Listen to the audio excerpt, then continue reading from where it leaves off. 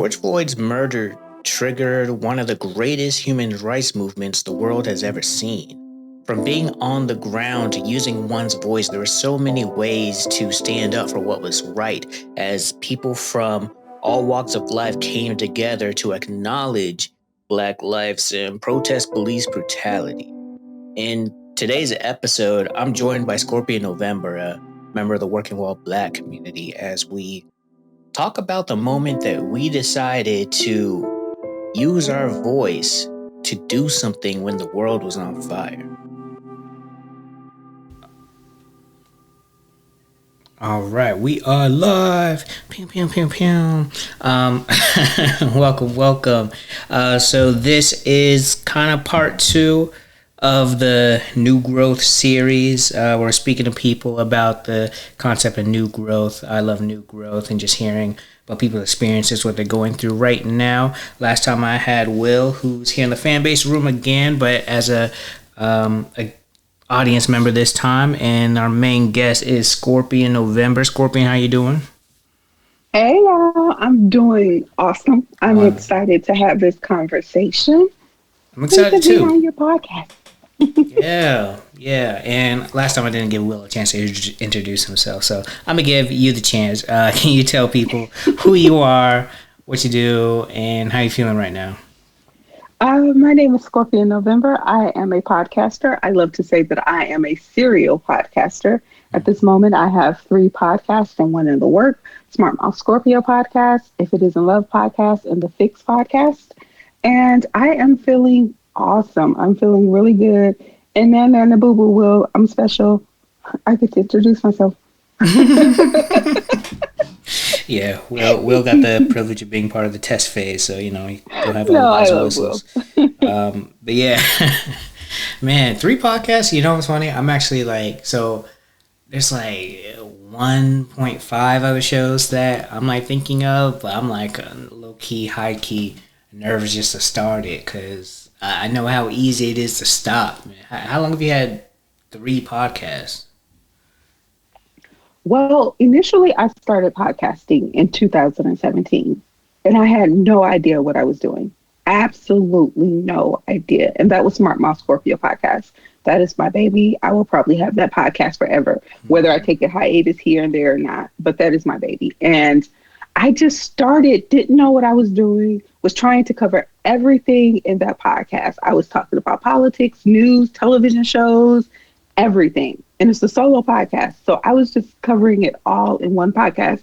And I was getting overloaded because I was trying to record several episodes in a week at one time, release 2 episodes in a week at one point. And I was trying to keep up with everyone else and what everyone else was doing. And that wasn't my judge. That didn't work for me.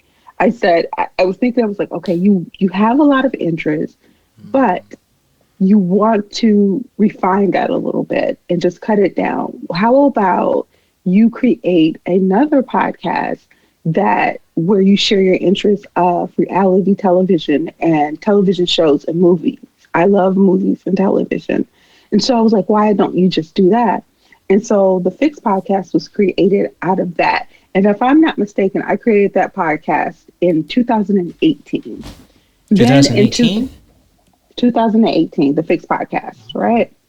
And then I was still trying to do the 2, and I didn't quite figure out how. Now, mind you, I'm an office manager. That is how I was making my bread and butter, as an office manager. So I knew how to organize, but I wasn't applying that to the podcasting space. And so I was getting overwhelmed. And then I lost interest in some of the shows. And instead of picking up other shows, I was just like, I don't know if I want to do this. I don't know what if I'm not supposed to be podcasting? What if this is not my thing? But when I would take a hiatus, I would get sad and I would feel unfulfilled. And then I was like, well, you love talking about love and relationships. Why not start If It Isn't Love podcast? So I started If It Isn't Love in 2000 and is it 19 or 20? One of those 2. Can't quite remember. And so I started that. And then I wanted to do them all at the same time. So I was like, okay, you know what? Skorpyen, you have to apply what you know to make this work for you. You love podcasting. This is what you want to do. Apply it to what you know. Make it work for you. And so I apply my organizational skills there. I'm a very organized person. So if it does, so when I start to get, overwhelmed or something, I'm like, okay, that's because you're not organizing something correctly. And so once I got the organization under control and realized that I could apply what I knew professionally to what I was doing in the podcast space, it started to streamline itself. It started to work out better for me. So I've been podcasting since 2017, but consistently since 2020.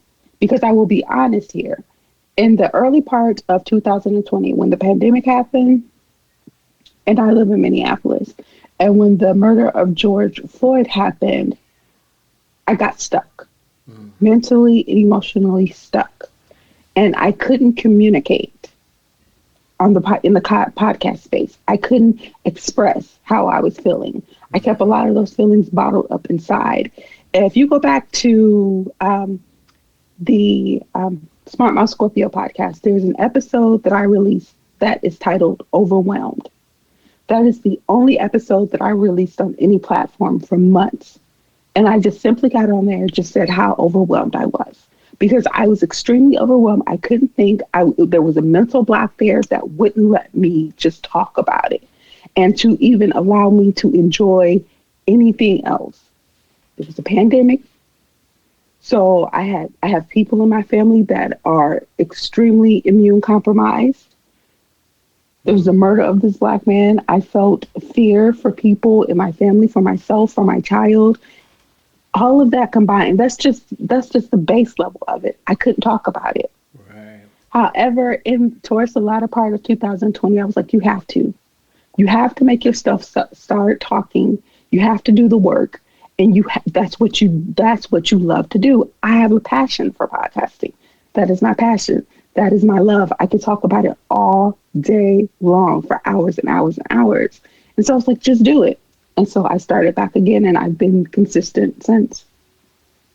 Yeah, last year was actually really interesting. I think that was like my first hiatus since I went live with my podcast. I went live in May 2020, and actually I had started in 2017, so it's crazy that you said that, but I don't think I was as advanced or as far as ahead as you were, especially because I hadn't even like published an episode. I was just still trying to figure out like what this all even was. But I finally got the courage to be like, all right, I'm going to launch this, see what happens. And then boom, I was good. And then the George Floyd stuff happened. I was like, what is happening, man? I was just like kind of lost and confused for a second. Maybe not confused, but I think what you said, overwhelmed. And I ended up releasing an episode called Fed Up. And after that, kind of got back into the swing of things, but it was still kind of like odd. But I'm kind of curious, like right now, it's like, it's not really the same thing, but the extension, I guess, of what's happening and what's been happening. So do you feel any of those similar feelings from back then as far as feeling overwhelmed? Actually, it's funny that you should ask me that, because on the day that the verdict was read, as we all know, the verdict has been read, and he was found, the Chauvin guy, he was found guilty on all counts, right? And I hosted a room here on Fanbase to offer support for everyone, to express how you're feeling and to feel how you feel and to just talk about it. And at the moment that the verdict was read, I felt completely numb. I didn't feel happy. I didn't feel sad. I didn't feel jubilant. I didn't feel joy. I didn't feel anything. I couldn't feel. And all I could say is that I felt numb. I felt completely numb. And I couldn't even articulate why I felt so numb. It's just that was the feeling. However, probably an hour or less than an hour or so after that room ended, I went on Instagram and I saw a post by Sean King about Micaiah, the girl, the 15-year-old girl, 16-year-old girl that was killed in Ohio by the police officer. And I kid you not, there was a photo or video, I can't remember if it was a video, I think it was a video of the young lady laying there on the ground, and all I could see was her pants and her Crocs. And I burst into tears. The floodgates opened. I cried, I cried, I cried, guttural cries, just guttural cries, because all I could see in that moment was my own 16-year-old. She had the same shoes as my daughter. She from the jeans down, that was my kid. That was my kid. And all I could do was think, oh my gosh, that could be my kid. And I just cried. I just cried for the rest of the night. I cried. And it inspired my first recording for my new podcast that I'm dropping. I recorded that. I don't know if I'm going to release it. I don't know, because it was purely emotional. So I don't feel numbness. Right now, what I feel is a sense of urgency to fix things. And I know that I'm not able to fix it, but I feel that urgency to do so and to use my voice in a way to even talk about it. I realize that everyone's not foot soldiers. Everyone can't donate money. Everyone can't be on social media. Everyone can't write about it. But there's space for you somewhere in those things. And I have to solidify my space and use my voice to do the best that I can do to bring awareness and to initiate some type of change. Yeah. Do you feel it's kind of interesting? And so I remember right when COVID was like for real, like everyone's like, oh, okay, it's like happening. Everything was shut down. I was actually about to release my podcast. I had found a place. I was about to set up a podcast studio here in Atlanta. It was going to be really dope. I had people going to film it and everything, help me like promote it and all sorts of stuff. And then the pandemic happened. Everyone was kind of shut down. And I remember thinking to myself, who cares about hair discrimination right now? People are dying from some invisible disease. And it didn't feel like it was right to put anything out at all. But then eventually, of course, it was a number of things. One, they just kept going. The pandemic wasn't ending anytime soon. And also it's like, all right, I have all this time. Let me just do it. Let me just put me first. Now this, of course, is completely separate, and actually kind of feel what the things you're saying, like the kind of the urgency to do something, to say something. I'm kind of curious, especially because you mentioned kind of, it seems like each time you felt a certain passion, you decided, all right, I'm gonna go ahead and start this new show, gonna tackle this, or not tackle this, but to do this, create this, and everything like that. Do you feel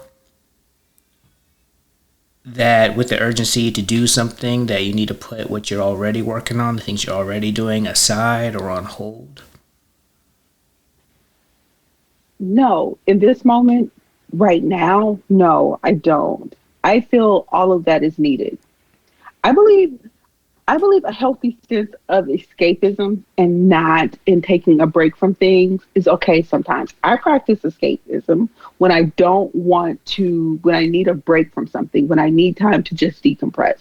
So some of my other podcasts and some of the things that I talk about on there provide that sense of escapism and just provide some sense of normalcy for people, what they want to be normal anyway. And so I don't feel that. I feel like there's space for all of it. I think it's all needed. And I don't take what I do lightly on any of my podcasts. None of it is light. It's all a space for it. And it's all important to me and other people that listen to me. So I don't want to diminish any of what I'm doing. However, I would be remiss if I didn't realize the priority of the situation we're in right now, though. That takes a priority in the sense of it takes a lot of my mental space, my emotional space. Now, am I the person that's out there 24/7 on the ground? No, that's not my space. That's not my lane. Am I the person that you will see post about it? Sometimes, yes. Am I the person that will be having conversations with people that I interact with about this? Yes. Am I the person that will be recording some podcast episodes about this? Yes. That is my space. That is my lane. Am I the person that donates to some things? Yes. That is my space. That is my lane. That is my sense of activism. I feel And that. so I don't, right now, I don't feel that where I'm so overwhelmed that I can't speak. I don't have that anymore. I don't know if working through that what happened last year helped me in this time right now to be able to work through it and to see a purpose in it and to realize I have bigger goals and I've taken on this passion and saying I'm going full ahead with this in the podcasting space and what I do and take podcasting to another level for myself. Maybe that's why I haven't shut down. I don't know. I can't answer that question other than to say I don't feel that right now where I can't speak. I feel like I must speak, whether it's in the podcasting space or otherwise.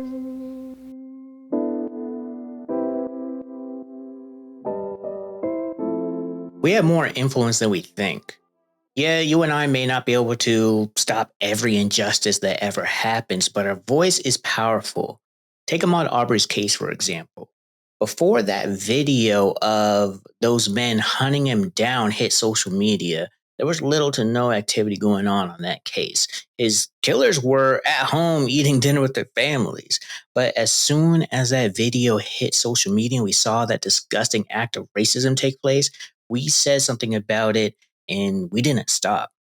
It didn't work for Breonna Taylor, but it did for Ahmaud. You know, most of my life, I felt like there was nothing I could do to change the world. And in a way, I was right. But that's because I had a flawed perspective on what it meant to change the world. We all know that one saying that goes, be the change you wish to see in the world. Well, it's a beautiful message, but I think I misinterpreted it. In fact, we have an unhealthy idea that to change the world, we literally have to change it all at once and convince everyone in the world to join us in that change. But there are 7.7 billion people in the world. That's 133 more times than Doja Cat's monthly Spotify listeners. And that's a lot for one person to do. But I'm starting to have a new understanding on how change can happen. It it actually reminds me of a lesson that Matt Cross from Surf Church once shared with me. It was something along the lines of the only expectation you should have of yourself is to become 1% better every day.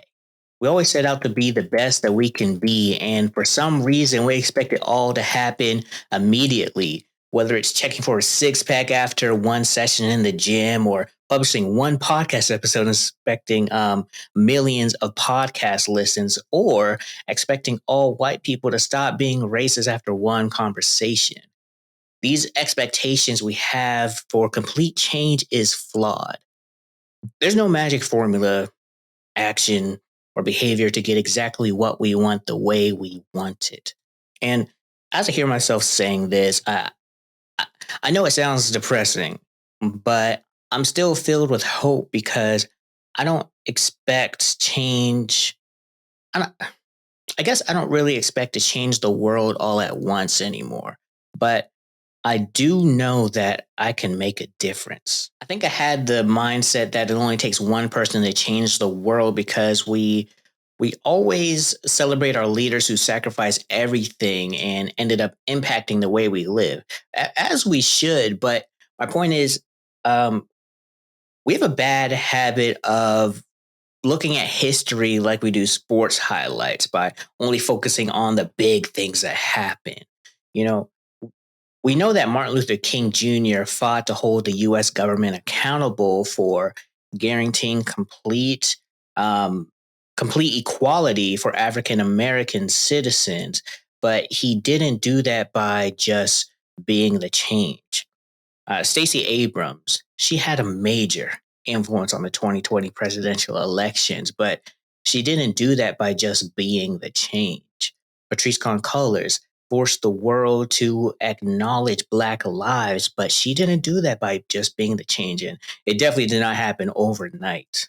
These leaders changed the world, but they did that by not convincing everyone to change, but they used their voices to make a difference in people's lives, and that inspired the world to change.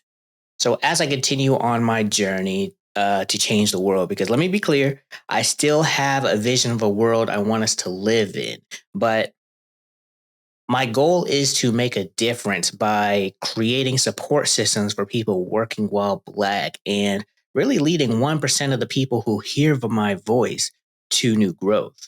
Now, I want to shout out a few people that I see making a 1% difference in the world. First up is Skorpyen November, our guest in today's podcast episode. As you heard, she is using her voice to bring awareness to social issues and curate spaces for Black people to be their unapologetic selves. Up next is Michelle Gomez, founder of the African American Marketing Association, a nonprofit focused on supporting and empowering Black marketers in their career and entrepreneurship journey. Next is Vanity Reed Dieterville. She's a programs director for a gender resource advocacy and support program for the LGBTQIA community. Up next is BJ Council, who is focusing on creating peaceful relationships between the police and the Black community. And last but not least, I want to shout out Justin Dawes, who has literally sacrificed his own enrollment in law school by going out on the streets to protest our country's injustices. I felt moved to shout them out because it's important to acknowledge and support the people next to you who are using their voice to make a 1% difference in the world.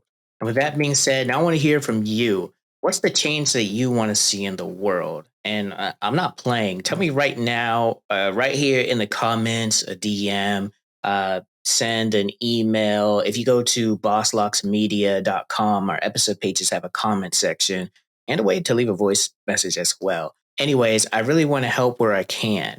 In fact, I'm challenging you to let me know what change you want to see in the world, and maybe together we can find a way for us all to make a difference. Thank you so much for listening to today's episode. I'm not even going to ask you to make sure you're following us on all the podcast platforms, on social media. I literally just want you to let me know what change you'd like to see, because it doesn't take much to make a difference. All you need is the urgency to use your voice. Thanks again for listening to Boss Locks. It's great to talk to you again, and I can't wait to hear what difference you would like to make. Thanks, and talk to you soon.